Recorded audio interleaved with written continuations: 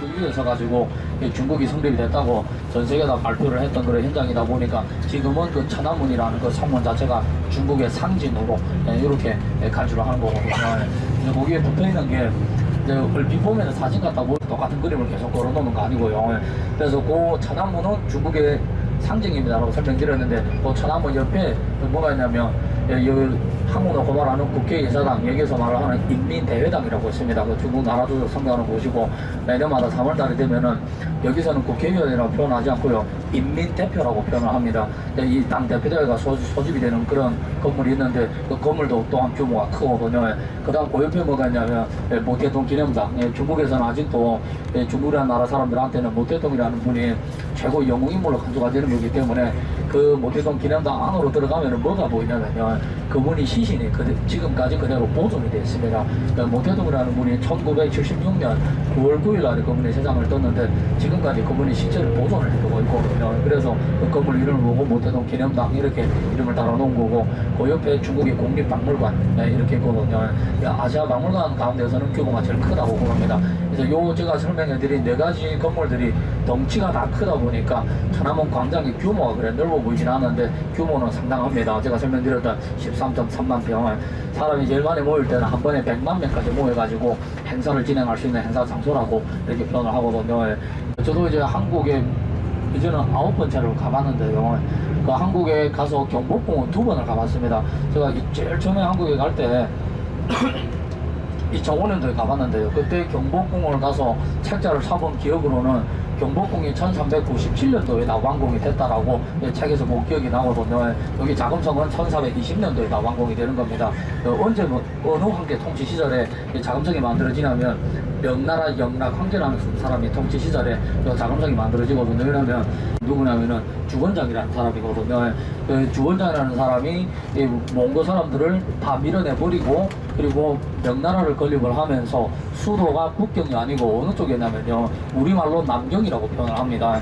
중국말로 난징 이렇게 발음을 하는데 거기에서 세력이 제일 컸던 사람이 누구냐면은 바로 북경을 지키고 있던 주체라는 사람입니다. 그래서 자기 아버지가 주원장이 죽은 1398년도에 정변을 일으켜가지고 이제 그 조카랑 4년 동안 전쟁해서 그 4년 동안 전쟁에서 이기는 게 누가 이기냐면 주체라는 사람이 이기거든요. 그리고 명나라 세 번째 황제 자리로 올라가게 되는 겁니다. 그리고 자기 면호를 영락이라고 달아놔서 영락제 이렇게 표현을 하거든요. 1402년에 이 사람이 황제가 되는데 영락제도 처음에 황제로 됐을 때는 수도가 계속 남경에 있었습니다. 그러다가 영락제가 수도를 북경으로 옮겨오게 되는 거거든요. 왜냐하면 명나라 기반은 남경이라고 하지만 본인 기반은 북경이었고 했기 때문에 이제 우리가 4일차에 가서 보면 명13령에 가시게 되는데 거기에다가 먼저 자기 무덤을 파놓고 이 자금성을 만들어 놓고 그리고 수도를 남경에서 북경으로 천도를 합니다. 왜냐하면 명나라 때 황제의 룰은 황제의 무덤은 바로 수도 옆에 있어야 되는 거기 때문에 그래서 지금도 주원장이라는 사람이 있는 건 남경에 그대로 있거든요. 그래서 영락제가 황제의 무덤은 수도 옆에 있어야 된다 이 룰을 알기 때문에 먼저 여기에다 수도를 옮겨오려고 명을 만들었고 자금성을 만들었다고 하는데요. 자금성이 공사가 시작된 시간은 1406년도에 공사가 시작이 돼서 1420년도에 공사가 완공이 되거든요. 그래서 우리는 개방해놓은 궁전들만 보면서 통과를 하시는 거거든요. 자금성 안에 자칭 이렇게 표현을 합니다. 광해 개수가 9,900 하늘의 황제라야만 숫자로 10, 100, 1000만 이런 단위 숫자를 사용할 수 있다고 그럽니다. 자기는 사용을 한 겁니다. 그래서 계단 같은 거 만들어 놓을 때 9개씩 만들어 놓고 방을 999칸 뭐 이런 식으로 만들어 놓는데 이름을 자금성이라고 달아 놓은 게 하늘의 황제가 사는 별 이름이 붉을 자자를 사용하는 자회성이라는 별에서 하늘 황제가 산다고 그럽니다. 그래서 이 황궁 이름을 지어 놓을 때 자기는 하늘 황제의 아들이라고 그 자회성이라는 붉을 자자를 떼어오고 황제가 사는 집이니까 아무나 드나들 수 없습니다. 금지를 해 놓습니다. 그 누르하치 시절에 그 후금이라는 나라가 있을 때 황궁이 심양에 지금도 있어요. 물론 규모는 여기 자금성이 훨씬 더 큰 거거든요. 자금성도 공식적으로 설명이 나옵니다. 이제 도착이 되면 지금까지 보존이 되는 거고요. 물론 그 중간에 화재 같은 거 일어나서 건물이 소실이 데스스키는 했겠지만은 다시 원래 모습 그대로 재건을 해 놓은 거 자리를 잡았다고 하는데요. 우리가 조금 이따 자금성을 볼 때 그 황궁 안에 들어가면 맨 가운데 길은 그 궁전 바로 앞에 맨 가운데 길에 옛날에 황제만 다니게끔 황제 전용 어로라고 표현을 하잖아요. 그 길하고 이렇게 자 우리 자금성에서 보는 맨 중간 길에서 계속 직진해서 직진 방향으로 북쪽으로 나가면 어느 쪽에 도착이 되냐면 명십산릉 가운데 제일 처음에 만들어진 영락제의 무덤 제일 중간 길에 도착이 되는 거거든요. 그래서 옛날에 황제들이 황궁이랑 자기가 죽은 다음에 묻힐 무덤이랑 그렇게 아주 대칭 되게 잘 만들었다고 그럽니다. 명십산릉 명랑 보수수가 있는데 바로 그 앞에 오로를 제가 설명드린 거거든요. 그게 제일 중심인 북경신의 제일 중심이다라고 알려드린 거고 그 안에 들어가서 궁전마다 약간씩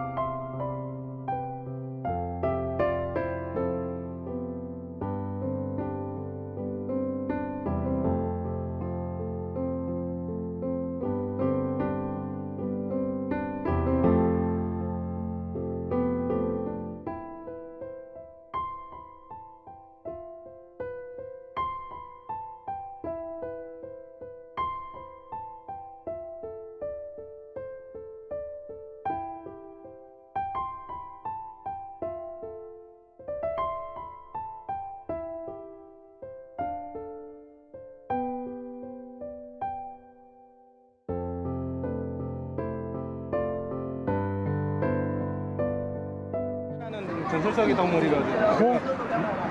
후. 네, 망둥귀라고 하는데 무슨 뜻이냐면 황제가 밖으로 놀러 나갔을 때 너무 밖에서 놀지 말고 들어와서 정사를 바라보는 겁니다. 황제가 들어오기를 바라는 거예요.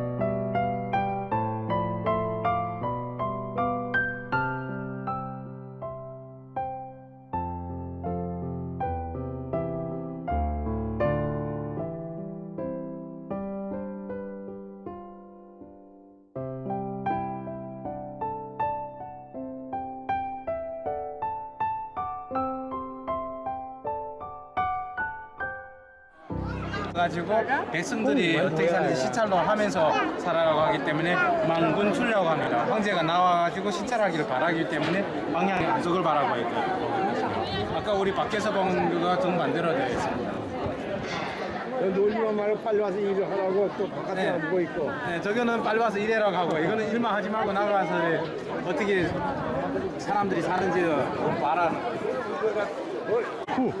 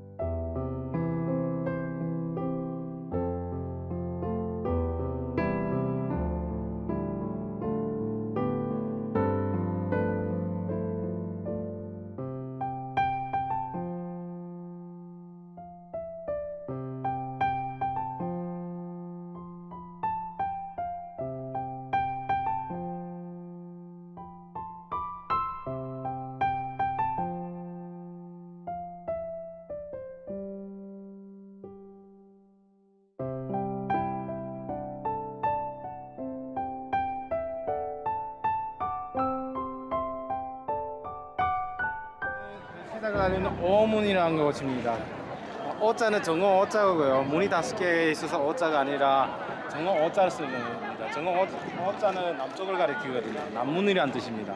보시면 문이 5개가 있는데 그 중에서 양 옆에 있는 것은 관품이 낮은 관원들 다니는 거고, 가운데 두 개는 관품이 높은 분들하고 왕궁 귀족들이 다니는 길입니다. 그리고 가운데 길은 황제가 다니는 길. 다니는 왜 우리 황제가 다니는 길? 우리는 황제가 다니는 걸 간다고? 우리 이기러 가자.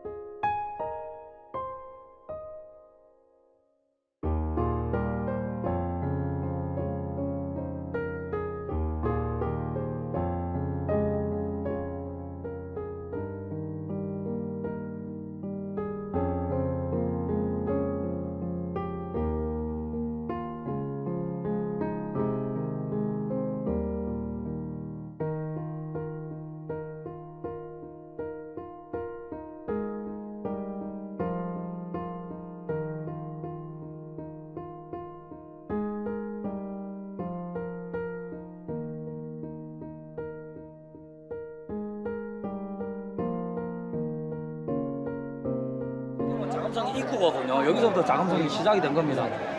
저 후문까지 길이가요 960m 남북으로, 너비는 750m, 그게 전체 자금성이거든요. 요 안에 방이 9,999간 있습니다라고 아까 설명드렸습니다. 바로 제일 메인 궁전이 나와요. 저 앞에 성문 이름은 태화문. 태화문 다음에 나오는 문은 그 궁전 자체가 태화전. 그게 자금성의 제일 메인 궁전입니다. 자, 어떻게 생겼는지 자 앞쪽.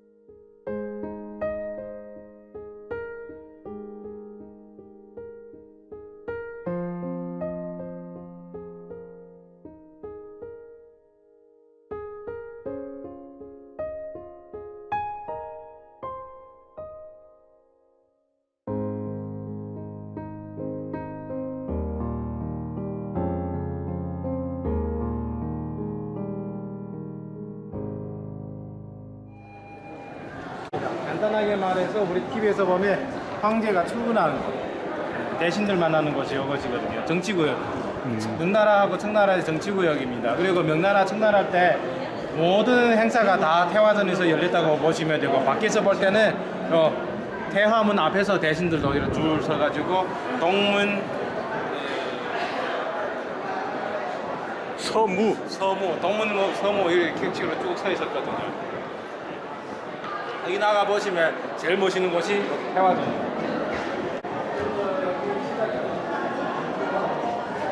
여기 건물 한개 더 있거든요. 건물 한개 더 지나가야만 화원이란 그 자그마한 화원이 있는데, 거기를 지나가지고 심우문이라는 곳을 통과하면 우리가 이번 여행 자금성 여행 코스는 끝나는 겁니다. 우리가 천안문부터 시작해가지고 6개 문을 통과해요.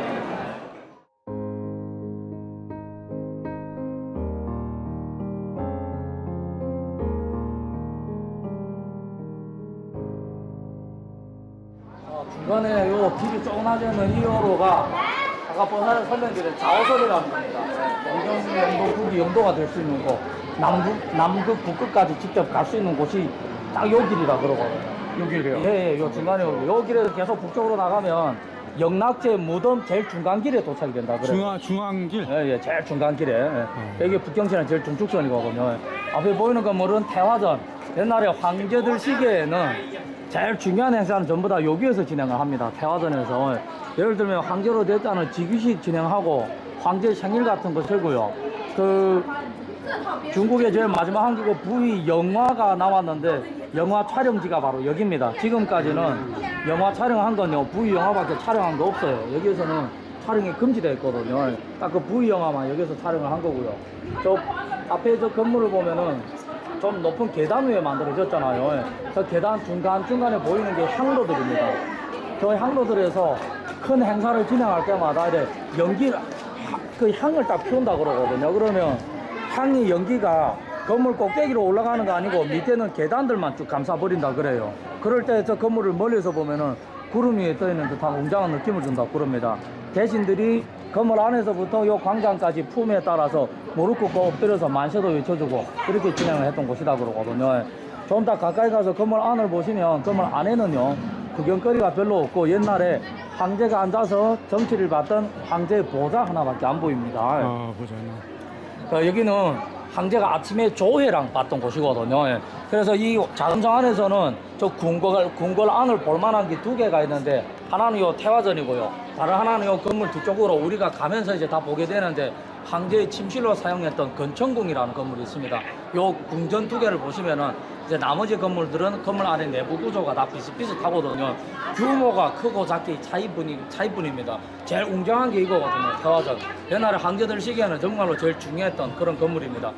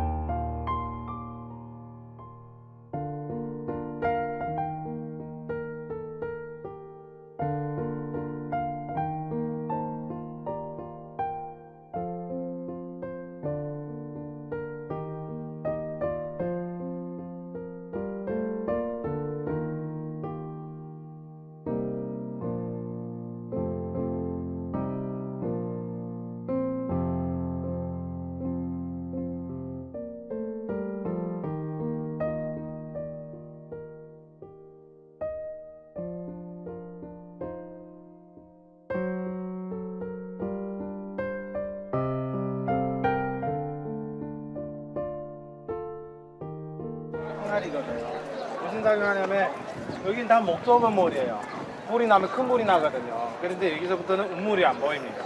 불이 붙으면 큰일이 나기 때문에 물을 채워 넣는 거죠. 아, 저분기? 네, 물을 채워 넣었거든요. 근데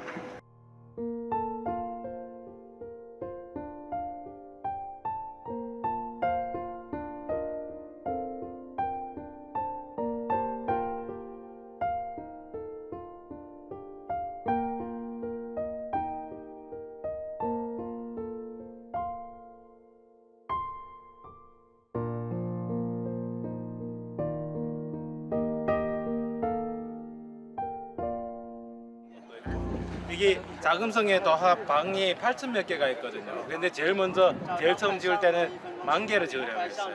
만이 옛날에는 제일 큰 숫자고 오만다라는 뜻이 있잖아요. 10,000개 만들려고 했는데 황제가 그날 밤에 꿈을 꿉니다. 무슨 꿈을 꿨나? 자기가 자미성을 갔거든요. 자미성이라는 것은 천재가 사는 곳을 자미성이라고 합니다. 천재인데 가가지고 천재한테 꾸지람 들었어요. 너는 내 아들이면서 왜 나와 똑같이 10,000개를 만들려고 하냐 했거든요. 깨어나가지고 해몽하는 사람 찾아가지고 물어보니까 만약에 똑같게 10,000개를 만들면 큰 불이익이 닥칠 수가 있다고 했어요. 그래가지고 황제는 딱 10,000개 만들고 싶잖아요. 딱 10,000개 만들고 싶던데 또 그게 하늘의 뜻이는 10,000개 만들지 말라고 하지. 그걸 어떻게 하겠냐? 머리를 굴렸죠. 잔머리 굴리다가 어떻게 생각했냐면 그렇다. 그러면 9,999개 만들고 10,000개짜리 하나 더 만들자. 그러면 임의상에서는 만이거든요. 숫자상에서는 만인데 임의상으로 만이 안 되는 겁니다. 10,000개 모자라는 만이잖아요. 그래가지고 시공을 했거든요. 시공을 시작했는데 8천 몇 개까지 되니까 국고에 돈이 없는 겁니다. 그래서 시공하는 사람이 다 못 만들면 황제한테 꾸지람 줬잖아요. 그래가지고 이 사람 또 머리 굴린 거예요. 그래서 어떻게 했냐면 10,000개짜리 하나 더 만들었습니다. 8천 몇 개 만들고 10,000개짜리 하나 만들어가지고 임금한테 불렀죠. 임금님 다 만들었습니다. 임금님 진짜 다 만들었네 됐어 했거든요. 임금님이 이거 8천 몇 개를 다 쓸 수가 없습니다. 황제가 태어나서부터 방을 하나하나 옮겨 산데도 20몇 살 성인이 되는 겁니다. 1년에 365일 거기다가 8천을 나눠보세요. 20몇치 됩니다.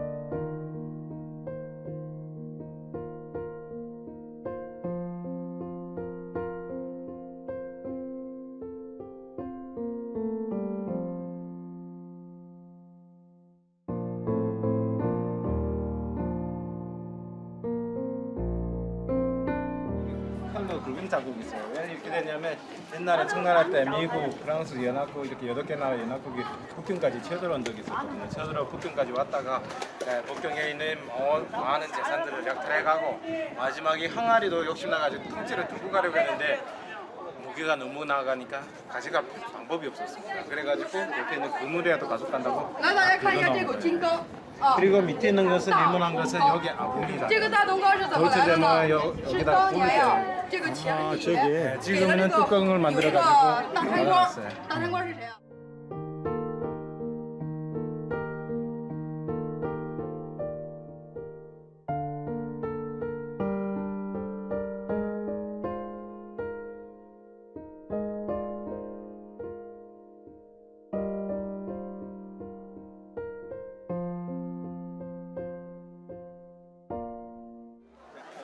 앞으로 가면서도 더 있거든요. 항아리들은. 네. 방화수를 담아놓는 항아리입니다. 자금성 안에 물이 없으니까 화재를 나면 불 끈다 해가지고 저기다 물을 담아놓는 건데, 물이 있으면 또 불이 화재가 잘 일어나지 않잖아요. 오행설에 따라서. 그래서 물을 이렇게 담아놓는다고 하는데요. 그런 항아리들이 자금성 안에 총 308개가 있습니다. 308개. 우리가 금방 본 항아리 2개, 저 앞쪽에 가면서 또 보이는데, 저 항아리들은 동으로 만든 겁니다. 동항아리. 18개는 동항아리고 나머지는 전부 다 철로 만든 거고, 자, 이 앞에 보면 공대리 게 보이잖아요. 중간에 자그마한 건물 이름은 중화전. 설명만 듣고 건물 하나 안 보고 그냥 지나가셔도 됩니다. 이 건물 무시하고 지나가셔도. 어떤 용도에 사용이 되거냐면 보조작용인데, 황제 침실도 뒤쪽에 있거든요. 우리가 지금 황제 침실로 가고 있습니다. 황제가 본인 침실에서부터 또 메인 건물까지 큰 행사를 진행하러 나오다가 힘들다고 작가들을 쉬는 곳입니다. 여기는. 그리고 우리 이제 천당공원이라고 재진했던 재단을 가서 보시는데, 거기가 재지내기 전에는 재개를 진행하는 곳입니다. 황제들도 재지낼 때는 일주일 동안 육식을 하지 못하고 주색에 접근을 못하고 몸을 깨끗하게 정리하고 그 다음 재단에 가서 재를 진행하고 그러거든요. 재개를 진행했던 건물 이름이 중화전. 뒤쪽 편의 건물은 보화전. 두 가지 용도입니다. 하나는 황후의 임명식을 진행했던 곳이고, 다른 하나는 중국 과거 이 선비들이 와서 과거 시험을 봤던 과거 시험장이죠. 뒤쪽 편의 건물 이름은 보화전.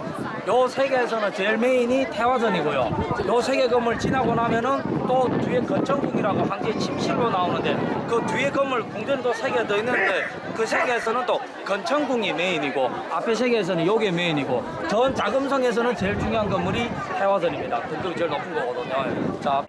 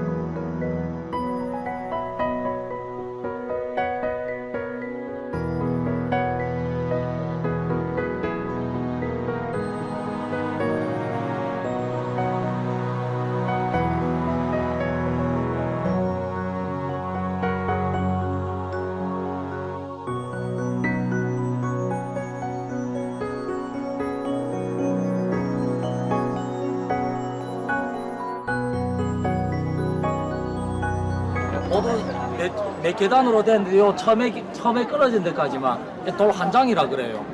길이가 16m, 넓이 3m. 이래 돌 하나가 이렇게 큰 게 보기 드물다 그럽니다. 돌이 무게가 250톤이라 그래요. 250톤. 이렇게 무거운 돌을 옛날 사람들이 여기까지 어떻게 끌어왔다고 하냐면요. 북경에서 60km 떨어진 외곽쪽에서 끌어온 돌인데 여름에는 끌어오는 방법이 없고 겨울에 길에다가 물을 뿌려가지고 얼음으로 얼었을 때 사람이 2만 명이서 한 달 동안 끌어온 돌이라 그럽니다. 그리고 여기에다 용 9마리를 조각했고 이래 운해를 이래 막 조각해 놨는데 돌 조각이요. 요 조각하는 데는 시간이 10년이 걸렸다 그러거든요. 상당히 이렇게 공을 들여서 만들어 놓은 돌입니다. 그래서 일부러 옆에다 저 설명판도 붙여놨고 했는데 무거운 돌을 여기까지 끌어왔다라는 게 그게 대단한 겁니다. 어떤 꼭 역사적인 의미가 있는 돌은 아닌데 사람들이 엄청 공을 들여 만들어 놓은 돌. 그래서 이거 좀 유명해진 거거든요. 자, 이제 앞에 황제 생활구역입니다. 요 문으로 들어가면서 또 궁전 3개가 있거든요. 문 들어가자마자 바로 나오는 건물이 건천궁이라고 황제의 침실입니다.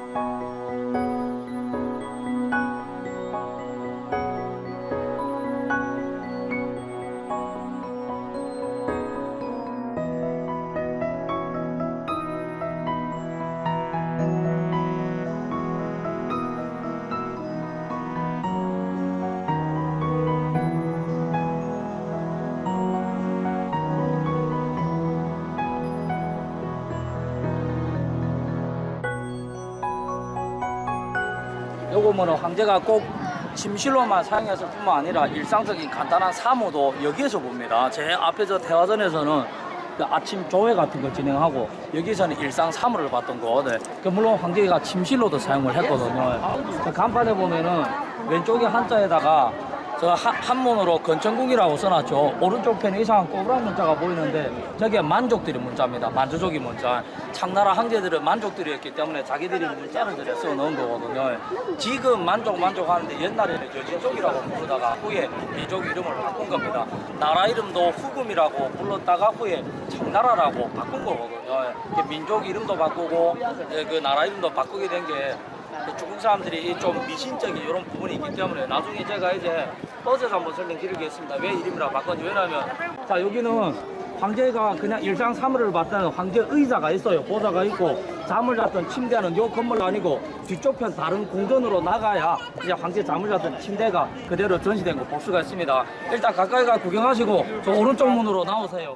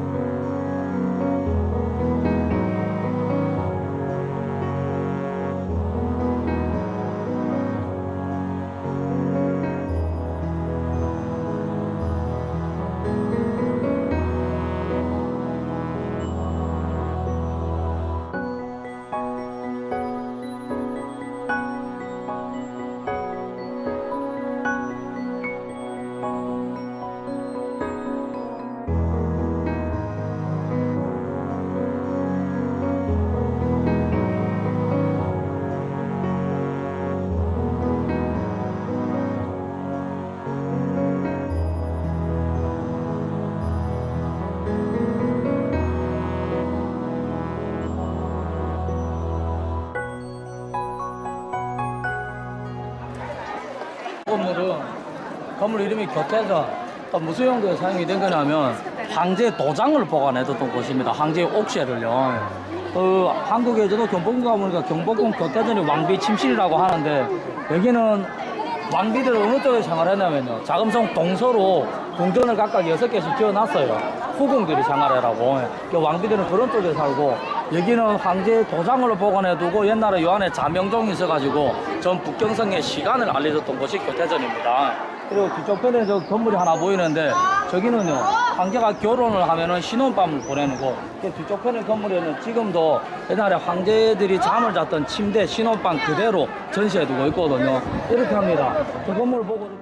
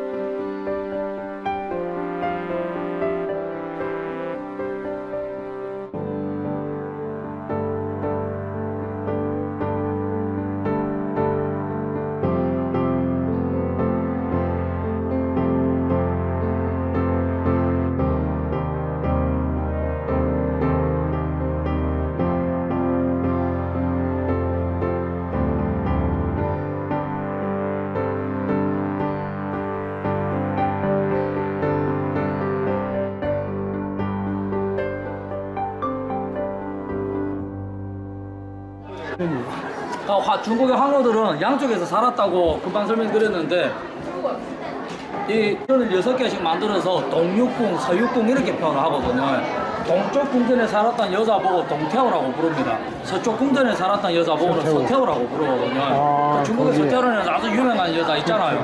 그래서 이름이 서태호 아니고 서쪽 궁전에 살았던 여자이기 때문에 서태호 이렇게 이름을 달아놓은 원영궁은 황제가 결혼을 하면 신혼밤을 보내는 곳.